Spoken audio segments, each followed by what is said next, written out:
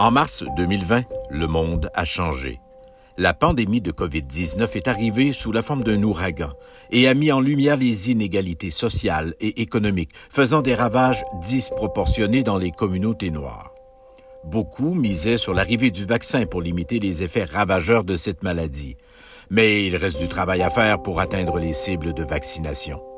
Pour les communautés noires qui ont été fortement touchées par la pandémie, l'atteinte de ces cibles est d'autant plus importante. Nous avons donc réuni des experts médicaux noirs afin de clarifier les inquiétudes face à la vaccination que pourraient avoir les communautés noires. On a vu des gens qui étaient super forts et qui ont eu des complications qui étaient très très graves. Donc ça vaut vraiment la peine de se protéger pour éviter d'aller aux urgences. C'est terrible parce que là on a aussi le variant. Donc c'est ce qu'on expliquait aux gens, c'est-à-dire on a beaucoup de comorbidités aussi.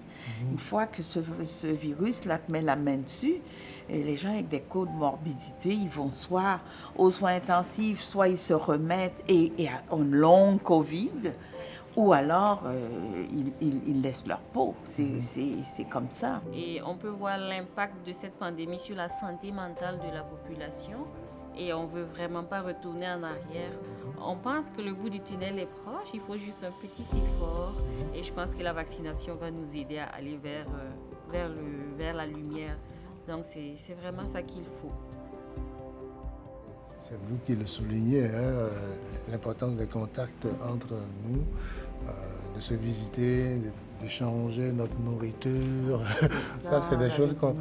Dîner, tout ça, c'est des choses qu'on ne peut pas vraiment faire sous Covid. Non. Et donc... Et ça a été une cause aussi de problèmes de santé mentale. Et ça aussi, il a fallu démystifier ça pour nos communautés, que la santé mentale, avoir un problème de santé mentale ne veut pas dire que tu es schizophrène pour autant. Moi, je leur disais, tu es vulnérable à ce moment-là dans ta vie, tu es vulnérable et tu as besoin d'aide. Et ce qui est bien, c'est de savoir que le vaccin est sécuritaire parce qu'il y a une double vérification. Il y a la vérification faite par le laboratoire, mais aussi il y a la validation faite par Santé Canada parce qu'il ne suffit pas juste d'avoir un vaccin, on veut un vaccin sécuritaire. Donc la sécurité, c'était très très important, effectivement, comme vous le mentionnez. Et ça fait partie aussi des objectifs principaux dans le développement des médicaments. La sécurité vient comme en première ligne dans toutes les étapes du développement des médicaments avec des règlements, des gouvernements. Et au niveau du Canada, on a des dispositifs qui permettent de faire confiance en fait à tout ce qui est sécurité des vaccins. Oui, tout à fait. Et puis, quand on regarde, les autres vaccins ont aussi des effets secondaires. Mais je dirais, tous les vaccins ont des effets secondaires, mais c'est pas... Moi, je dirais que les vaccins contre la COVID sont les vaccins les plus surveillés en ce moment. Oui. Et le plus important, c'est que ces effets secondaires ne sont pas aussi graves et qu'il y a une surveillance qui se fait pour assurer une sécurité de la population. Et les personnes non vaccinées aussi... c'est eux qui représentent beaucoup plus le risque de permettre au virus de muter à nouveau.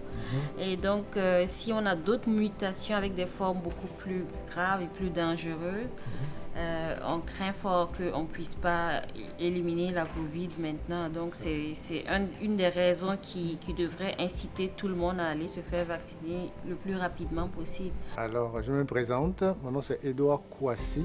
Je suis pharmacien à l'Institut universitaire en santé mentale de Montréal. Je m'appelle Maude Pierre.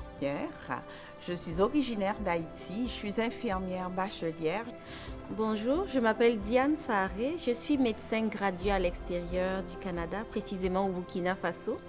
J'ai étudié la santé publique à l'Université de Montréal et j'ai fait l'option santé mondiale. Pour moi, c'est vraiment très important de se faire vacciner. Je l'ai fait par conviction parce que je veux me protéger et protéger les autres. Pour moi, la vaccination, c'est une responsabilité sociale parce qu'on a autour de nous des personnes, on a peut-être un père ou une mère ou une grand-mère qui est fragile, qui est vaccinée mais qui n'a pas forcément répondu de façon adéquate et qui n'a pas développé les anticorps comme il se doit.